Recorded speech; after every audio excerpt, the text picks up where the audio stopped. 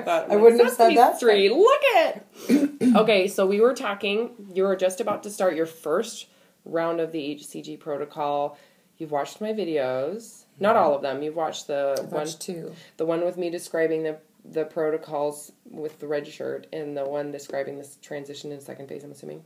It's the two on this business's website. Yes, it's on this website. Did you get a chance to read Weight Loss Apocalypse? I did almost all of it. I told you it was fast. Yeah. The first, and then it's boring. Well, and I got up at 4 a.m. to finish.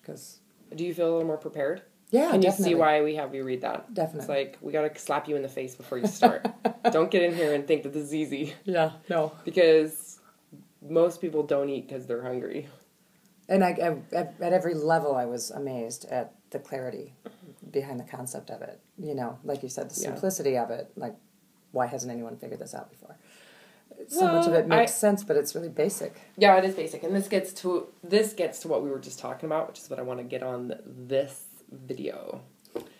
And what I had said was, okay, so when did you start really gaining weight? And I had said, was it with your first diet? And you'd said, well, actually, yeah. I want you to tell the story. Yeah, after my second child, I continued to work out through that pregnancy, but after my second child, my husband at the time and I both gained weight. So we did Nutrisystem and lost a lot of weight, which promptly came right back. Well, let's talk about why. You know, I had said that what's the biggest enabler to over-consuming? Knowing that you can always just diet again. Correct. It's so simple. There's another diet around the corner. Oh yeah, absolutely. To me, it is the key into overeating for most people, is especially once you start dieting, because the diet industry moralizes food. They say it's bad. This is bad for you. This is why you're fat. They blame everything on food, as if it's the food's fault you're fat. Mm-hmm. And then and then most people take it on as moral, you know. So you lose all this weight, and you had said your mother was like, "Oh my God, you're looking a little too thin." Like a little boy. She's nervous. And so you're like, "All right, well, I guess I'm done, right, with this system." And you start to eat again. At that time, did you notice the guilt part beginning? Like, oh, this is bad.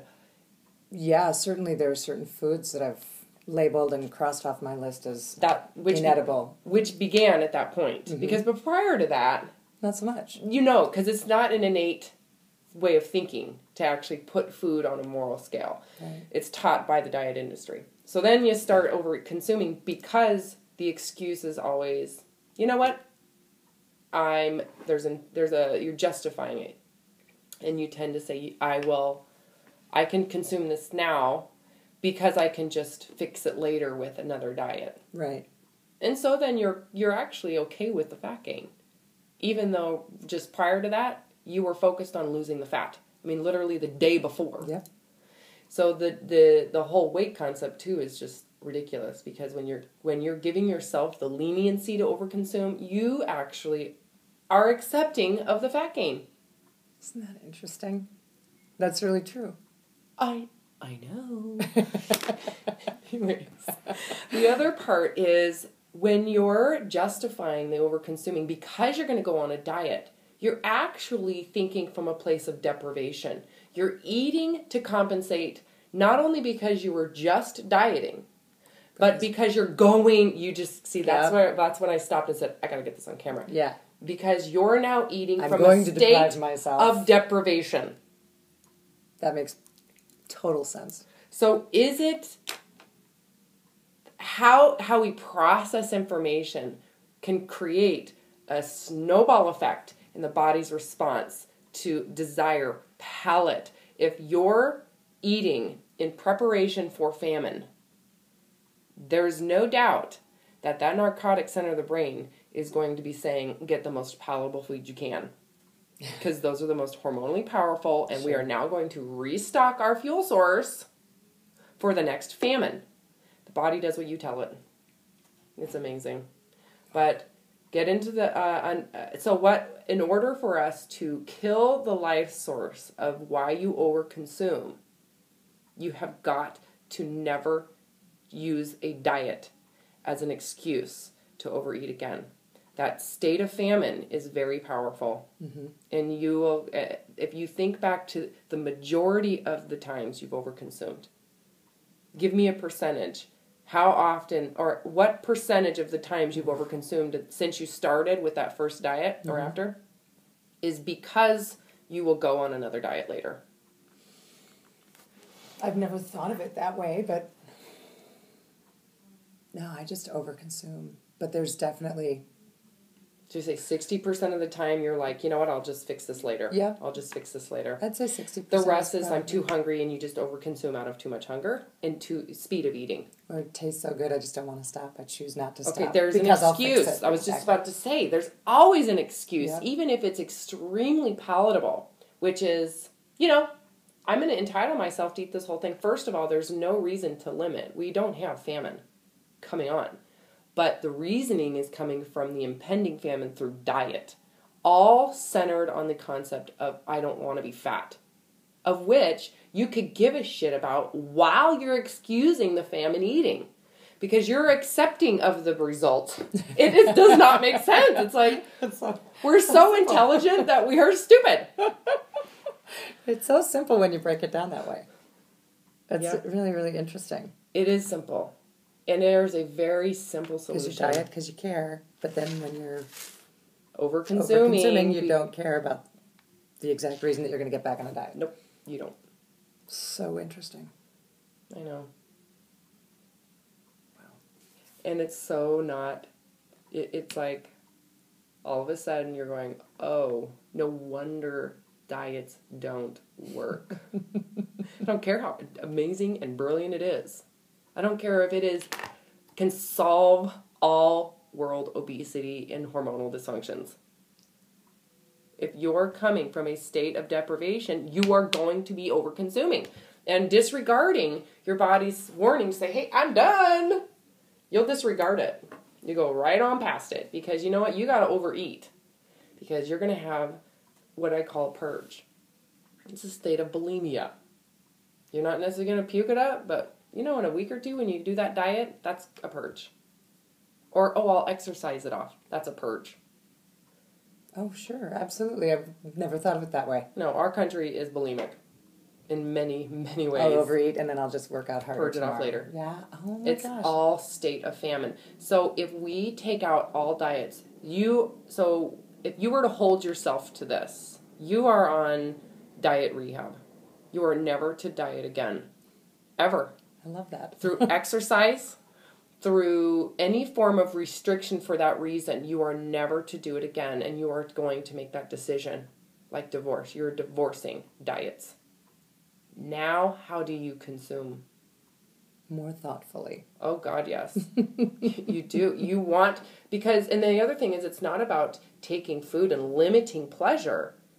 It's just there's no excuse to overeat it. Never. Because you actually don't want to be fat. So now are you coming from a place of deprivation in your mind? No, it's Or choice. are you fulfilled? You're actually being fulfilled by the food. So you don't see it as being deprived. You're seeing it as I don't need it. I have enough. I don't need more. So it's literally a flip of the switch. It takes minuscule moments to go, oh, if I'm never going to do a diet ever again, then there's no reason to overconsume. Because when I'm not hungry, I don't need the food. It becomes functional. That's so cool.